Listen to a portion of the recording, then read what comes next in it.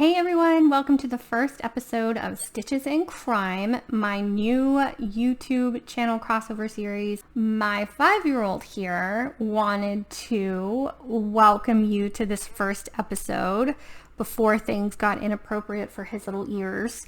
So, do you want to say hi? Yes. Hi. Do you want to tell the people goodbye? Goodbye. The idea for this channel came from the massive overlap that I see in the crafty and true crime communities. So I thought it would be really fun to bring the two together as kind of like a crossover channel where you can both experience the joys of Flosstube and true crime in the same place. Please subscribe so you can stay up to date on the latest true crime cases or Flosstube videos, tutorials, anything else that I might decide to put up for everybody to see. I'd love to start out by first showing off some of the latest things that I've been working on or that I've got going on in this shop. So I do have a couple of new needle minders in the store that are currently available, and they're really cute and I'm super excited about them. The first one is this My Precious minder, which I hope you can see. I'm really bad at like holding things in front of the camera.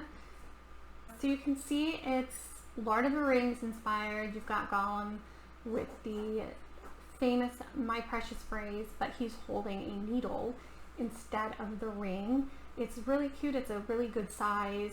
It is double magnets on the back for extra strength, needle holding power. So that's that new one in the shop. It's super cute and it's currently on sale at SewModStitches.com. Y'all, I really suck at showing these in the camera. Maybe? Okay. The other new one we have right now is equally adorable. It's this little cutie right here. It says Force Stab with a purple lightsaber needle on it. It's really small in size, so it's not going to take up very much room on your projects at all. And it also has the double magnet on the back for extra security, and that one is also currently on sale in the store. So those are the two new minders that I've got right now. I'm forever trying to expand my needle minder collection and put more fun, unique ones out there. So if there's anything that you've been looking for but you haven't been seeing, feel free to let me know and I'll see what I can do. As far as stitchy projects are concerned, I finally finished this one. So I've got my What a Lovely Shitty Day picture. It's finally completed. As you can see, I still need to frame it, but I actually did take a little bit of extra time to pull out all of the back stitching that I had done in this and redid it with more complementary colors that would really make the flowers stand out, and I'm really happy with how this one turned out. This one will be featured in the next issue of Stitch Life magazine, along with a little blurb about yours truly. So if this is something that you think you want to sew, I definitely recommend going to check out Dana's Instagram at Stitch Life Mag, and I will be sure to include all of the links and info to that below. She's an awesome girl and I really think that you will love what she does over there, so be sure to go check that out. I've also started, like barely started, working on this. You see this lovely rectangle of confetti stitches I've got right here in the middle. So this is actually a birth announcement for a friend of mine who is having her second daughter in August. So I designed a birth announcement for her. It's really pretty. It's got like a watercolor pink and purple and blue background with some pretty black work stars and moons over it. And then of course the birth name and the announcement as far as weight, time of birth, all that fun stuff. I'm kind of keeping it close because obviously it is a gift and I'm still trying to work out all the details, and if I love the way it turns out, then I'll probably end up publishing it as a pattern, but we'll just have to see how it goes first. So as you can see, I've gotten real far on this. Yeah, it's coming along great and will definitely be done by the time the baby's born. Yeah, absolutely. So those are the main things that I've been working on or finished lately. The project that I'm going to be attempting to work on today while I tell y'all this true crime case is this baby right here. As you can see, it's really hard to see with that light, huh? Wow, that looks crazy.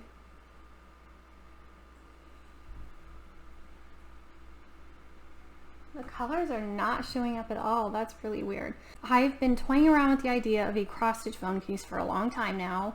I know it's something that does exist, but they're really hard to find in multiple types of models for different phones, and it's really hard to find them for Android. So I really want to make the ability to create cross-stitch phone cases more accessible to the public, because I have heard from a lot of people asking if I sell them. So I'm hoping to create a sort of kit with design options or the ability to do whatever you want to it on your own, and make that available for anyone and everyone who's ever wished to create a cross-stitch phone case in the last several years. So this is what I'm going to attempt to work on while I tell this story today. With all that said, it's time to get into the story, but I do want to make a note first that while I do keep my language as clean as possible, this is still a true crime case, and there will be things that are gory and not so kid-friendly or appropriate for the younger viewer. So I just want to state that viewer discretion is advised for those of you who might be attempting to watch this around younger kids.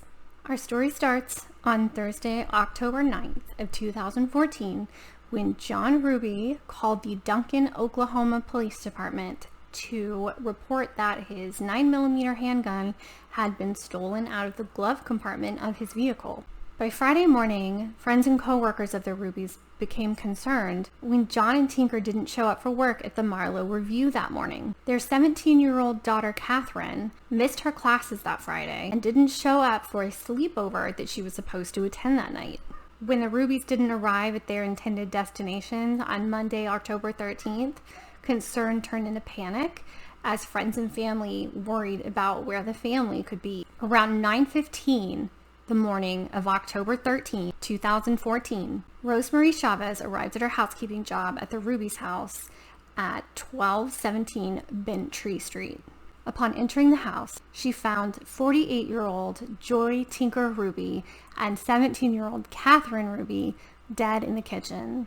She also found John Hruby, who was 50 at the time, dead in a nearby room. The bodies were ice cold and had obviously been there for several days before being found. That poor woman worked for the Hruby family for 20 years and watched this family raise their kids, only to find them dead in their home.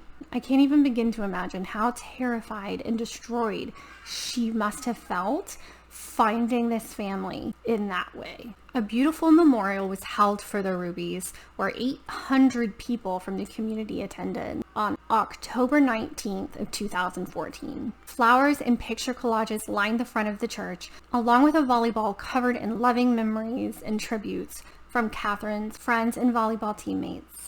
Now, I want to talk a little more about John and Tinker. They met while attending Schreiner University in Kerrville, Texas, which is actually not very far from where I am right now. They fell in love and got married in 1989. They moved to Duncan, Oklahoma in the early 1990s, where Tinker went on to get a Bachelor of Science degree in elementary education and became a second grade teacher. John became publisher of the local paper, the Duncan Banner, in 1997 after his father, Al Hruby, retired from the position. He then became publisher of the Marlowe Review in 2007, where he and Tinker took pride in publishing the latest news and events to the people in the area. Besides running a popular publication, John and Tinker were both active in the Eagle Scouts, the Boy Scouts, and the Girl Scouts. They also supported the local Humane Society and participated yearly in fundraising events. To top it off, when Tinker wasn't working at the paper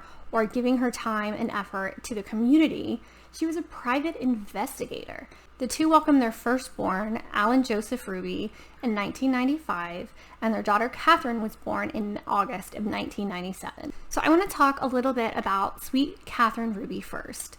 She was a junior at Duncan High School and had been on the varsity volleyball team for 3 years. At the time of her death, she was also voted volleyball queen her freshman year of high school and was a member of the Fellowship of Christian Athletes, along with many other groups. Friends described her as someone who had a contagious smile and was a friend to everyone. John and Tinker's oldest child, Alan, was a freshman at the University of Oklahoma studying political science at the time of his family's murders. In high school, Alan played tennis and was an amateur actor. Alan was much different than the rest of his family, though, in the fact that he was a self-proclaimed shopaholic. He had expensive tastes in the form of Rolex watches, Louis Vuitton shoes, nice cars, and fancy faraway destinations. He often posted photos and videos of his fancy accessories and extravagant trips on social media using the hashtag expensive. Alan's taste for the finer things in life unfortunately led him down a pretty shaky path. At the young age of 13, he got caught stealing his grandmother's car. 2 years before the murder, he got into a physical altercation with his mother, choking her out 4 days before Christmas because of a fight over his spending habits. Then in 2013, he was charged with credit card fraud after he took out a credit card in his grandmother's name and racked up over $5,000 worth of charges on an all-expense-paid trip to Europe. He really spent about $80,000 on this trip, but he was only charged for $5,000. How did he think he would get away with ripping off a relative's credit card? Did he really not think that somebody would check the statements and see all of these charges? Obviously, he's a clever kid, but he's not really thinking things through before he takes these actions. He was arrested and charged upon his return to the U.S. in August of 2013. He got off really easy, though, and was put on probation and told he could not drink alcohol and had to attend drug and alcohol counseling sessions. The slap on the wrist didn't slow him down in the slightest. In the summer of 2014, he got caught stealing blank checks from his grandmother's friend's house and illegally cashed $15,000 worth of money at a bank near his school in Norman, Oklahoma. Needless to say, his parents were more than over his illegal spending habits and cut him off financially. The lack of spending money angered Alan so much that in September of 2014, he told his little sister Catherine that he was going to kill their parents for cutting him off. On the night of Thursday, October 9th, 2014, Alan posted a picture looking out his dorm room saying that he was home and boasting about how much he loved it there. That weekend, he traveled to Dallas for the OU versus UT football game. He stayed at the Ritz-Carlton with several friends, posting on social media and having a great time. A friend of his, Andrew Borman, who was with him that weekend, said he was happy and laughing and having a great time, completely oblivious to the fact that his family was lying dead in their home. On Friday, October 10th, employees of the Marlowe Review found it odd when John and Tinker didn't show up for work that day. Catherine had plans to spend the night at her friend Mackenzie Craig's house that Friday night. When she didn't show up or respond to any text or calls, Mackenzie actually decided to drive by her house. But she had this gut feeling that something was off and she just couldn't bring herself to go knock on the front door. The crime junkie in me is screaming that if she felt like something was off and she hadn't heard from her friend or her friend's mom in days, she should have called the cops and had them come do a welfare check. But then I have to remind myself that this girl is 17 years old and far too young to be aware of all of the dark possibilities lurking behind that door. By the time their housekeeper, Rose, found them that Monday morning, they had been dead for 3 days. Evidence at the scene quickly pointed investigators to a homicide situation. Rosemary's daughter actually called Alan and told him that there was an emergency and he needed to come back to the family's house right away. When he arrived at the scene, police officers greeted him and then took him to the station where they told him the tragic news of his family's murders. Alan wailed and cried, putting on quite the show for the officers on the scene. Unfortunately for Alan, though, he got held for violating his probation by drinking in Dallas over that weekend, and for check fraud. A search of Hruby's dorm room led police to finding multiple blank checks with his grandmother's friend's name on them, and even a black book of sorts with all of his fraud victims named. If you're going to commit crimes, at least attempt to cover it up. Maybe don't leave a little black book of your victims' names lying around for all the world to see. By the evening of Tuesday, October 15th, Alan Hruby had failed a polygraph test and ended up admitting to the murders of his parents and his sister, stating that he did it for the inheritance. I want to make a note here that failing a polygraph test does not make a person inherently guilty of committing a crime. They are known to be inaccurate forms of interrogation and are not admissible in court for this reason. So the next time you're listening to a case and they say that a potential suspect or family member refuses to take a polygraph, it's not that they're necessarily guilty of a crime, it's that they or their lawyer is aware of the fact that these polygraphs are not admissible in court, and they are known for picking up false positives or untruths, as it were, because it's all based on your heart rate and stress levels at the time that you're being asked these questions. To get back on track, Alan owed a loan shark in Norman $3,000 and needed the $20,000 inheritance he stood to gain in the event of his family's death. Of course, he had to make sure that he got all of this money, so Catherine had to die too. He killed his entire family for $20,000. I have heard of plenty of cases where some spouse offs their wife or husband to get hundreds of thousands or even millions of dollars worth of life insurance money, but $20,000 for your parents and your sister? I can't even begin to understand what was going on in his head when he made that decision.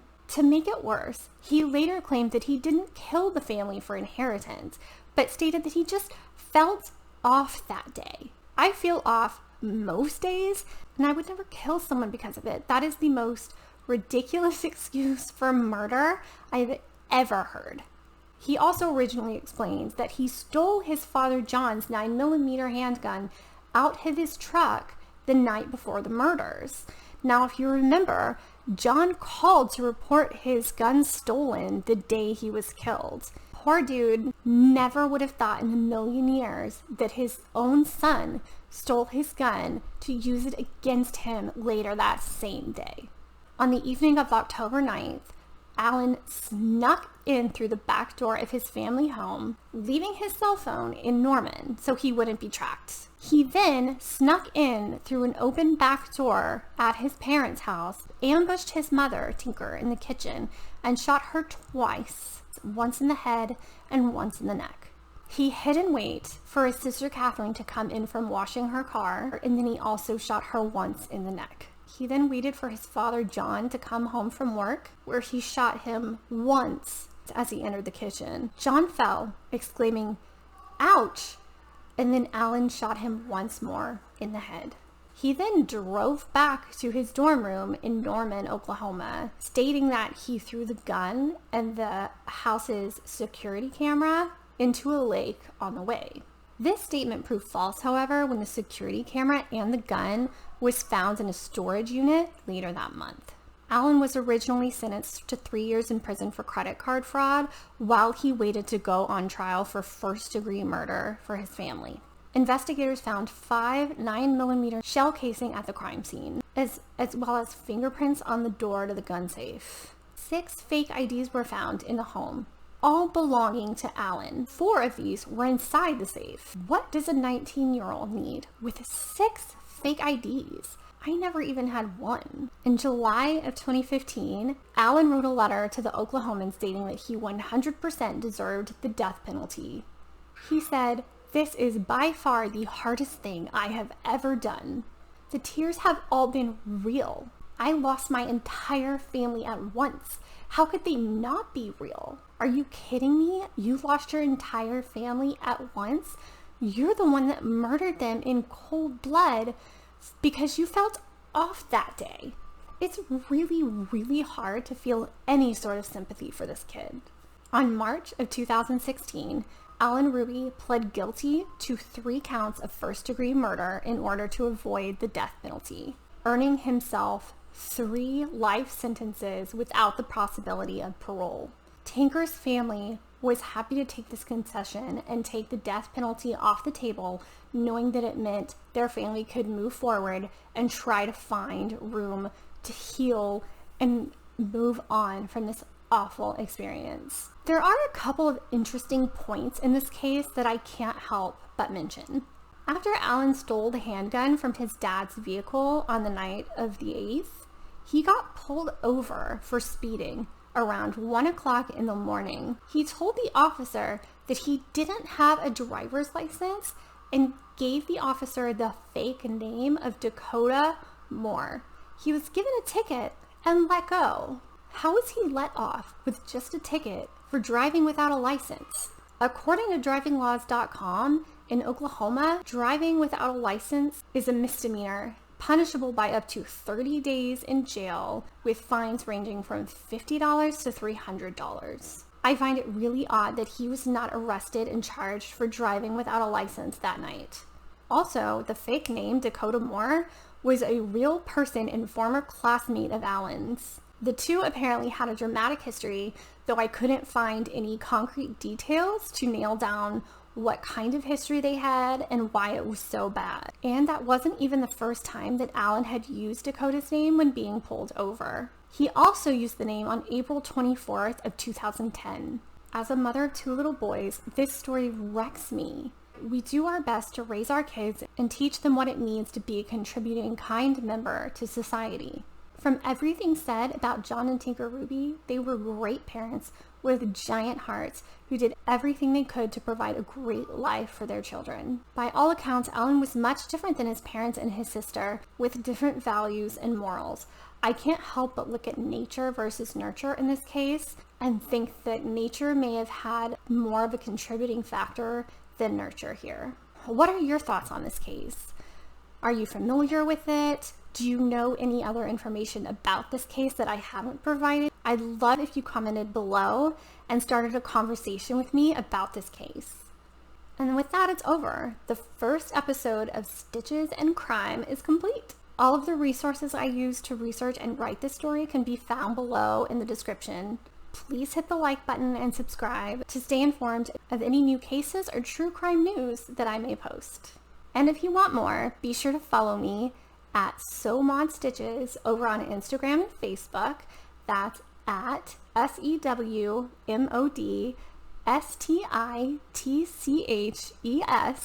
at Instagram and Facebook. You can also peruse and purchase needle minders and digital cross stitch pattern downloads at SewModStitches.com. And if you want to chat with me or make any sort of suggestions or share any stories that you may have with me, please email me at hello@SewModStitches.com. And don't worry, I don't expect you to memorize all of those. I will be sure to link them all below. Thank you so much for watching, and until next time, stay safe, wash your hands, and keep stitching.